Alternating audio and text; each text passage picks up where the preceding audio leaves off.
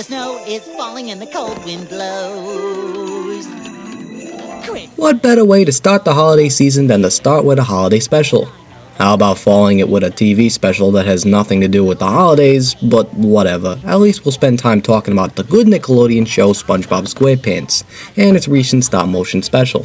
Something I may as well address is my position on the show. If I'm going to be a stiffler on dates, I can tell you that I followed the show since it first aired in 1999.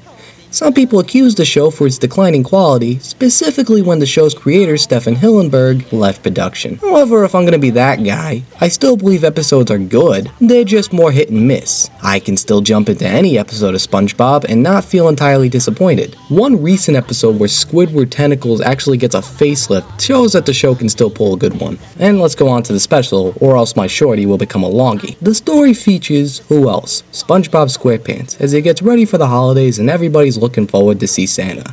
However, Plankton is upset that Santa only gives him coal, you know, for being the villain and all. He decides to feed everybody fruitcake that contains a chemical that turns them into jerks. Don't ask, just go with it. This will make him less of a jerk by comparison, and Plankton will make it to the nice list. But because SpongeBob's unaffected by the fruitcake, Plankton makes a robot replica of SpongeBob that acts like a jerk for him. Part of the show's obsession to show how fish folk are oblivious to robots that are obviously robots. So let me get this out in the air. I find myself incredibly bored of Plankton always being the villain. Sure, I love him as a villain and he's one of my favorite Nicktoon villains.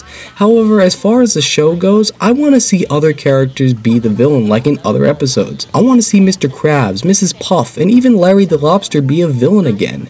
Though with that said, I think this was one of the better schemes to get the Krabby Patty formula. Another thing I did like about this special, and it goes back to the show, is the kits. Rather than a show capturing a realistic underwater setting, things seem like the Paradise Party favors you find at a dollar store. And if SpongeBob was going to be animated in a medium that uses real materials, you bet that they make sets and characters look and feel like those cheap party favors. You can literally see the seams that hold Patrick's arms and legs together in its glory, and it looks so great. But if I had to be honest, seeing SpongeBob done in stop motion looks really good.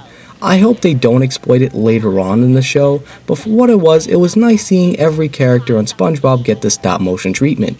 Even if they weren't given speaking roles, they were still around and they looked neat.